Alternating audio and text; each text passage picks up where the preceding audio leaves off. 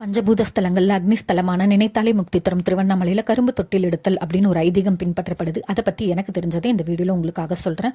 குழந்தை வரம் வேண்டி காத்திருக்கும் தம்பதியினர் தனக்கு குழந்தை பிறந்தா இந்த கரும்பு தொட்டில் எடுக்கிறேன் அப்படின்னு வேண்டிப்பாங்க. அவங்க அந்த வேண்டுதல் நிறைவேறினவங்க இந்த மாதிரி நேர்த்தி கடன் செய்வாங்க. சில குழந்தைகளுக்கு உடல்நல குறைவுகள் ஏற்படும். அந்த மாதிரி இந்த கரும்பு தொட்டில் எடுக்கிறேன்னு வேண்டிக்கிட்டாங்கன்னா அந்த உடல்நல குறைவுகள் எல்லாம் சரியாயிடும். அவங்களும் இந்த மாதிரி நேர்த்தி கடன் செய்வாங்க.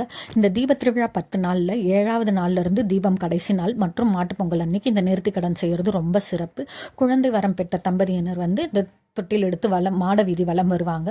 5 கரும்பு கொடுப்பாங்க ராஜகோபுரத்தாண்ட. அந்த கரும்பை வாங்கி அதில் மஞ்சள் குங்குமம் வச்சு இந்த குழந்தையோட அம்மாவோட புடவையை தொட்டில் மாதிரி கட்டி அதில் குழந்தைய படுக்க வச்சு ராஜகோபுரத்துலேருந்து ஆரம்பித்து மாட வீதி வலம் திருப்பி ராஜகோபுரத்தாண்டே நிலை நிறுத்தி தேங்காய் உடைச்சி கற்பூர ஆரத்தி காமிச்சு கோயிலுக்குள்ளே போய் கொடிமரத்தாண்ட விழுந்து கும்பிட்டு சாமி தரிசனம் பண்ண அந்த நேர்த்தி கடன் முடிஞ்சிடும். கோயிலுக்குள்ளே போக முடியாது, கூட்டம் அதிகமாக இருந்தால் ராஜகோபுரத்தாண்டே முடிச்சிடலாம். கோபுர தரிசனமே கோடி புண்ணியம், இந்த இடத்துல முடிச்சிடலாம்.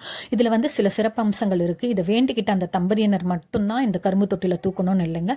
குழந்தையோட உறவினர்கள் கூட இந்த கரும்பு தொட்டில சில அடிகள் தூக்கிட்டு நடந்தால் அவங்களுக்குமே நல்லது நடக்கும். குழந்தை வரம் வேண்டி காத்திருக்கும் தம்பதியினர் இந்த மாதிரி தொட்டில வாங்கி சில அடிகள் நடந்தாங்கன்னா அவங்களுக்கு குழந்தை பிறக்கும் அப்படின்னு ஒரு நம்பிக்கை இருக்குது. இந்த நேர்த்தி கடன் முடிச்சதுக்கு அப்புறமா இந்த கரும்புகளை வெட்டி தானமாக கொடுக்கறது ரொம்ப நல்லது. இந்த தானமாக கொடுக்குற கரும்புகளை வாங்கி குழந்தை வரம் வேண்டி காத்திருக்கும் தம்பதியினர் சாப்பிட்டாங்க அப்படின்னா அவங்களுக்கு குழந்தை பிறக்கும் அப்படின்னு ஒரு நம்பிக்கை இருக்குது.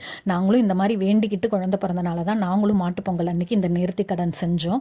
எங்களால் கோயிலுக்குள்ளே போக முடியல, கூட்டம் அதிகமாக இருந்தது.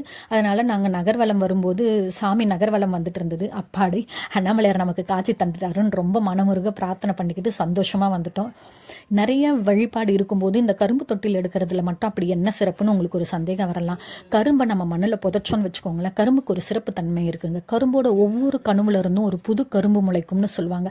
அது மாதிரி என் வம்சம் தழைச்சு வளரணும் கடவுளே அப்படின்னு சொல்லி வேண்டிக்கிட்டு தான் இந்த கரும்பு தொட்டில் எடுக்கிறாங்க. அதுதான் இந்த கரும்பு தொட்டிலோட சிறப்பம்சம்.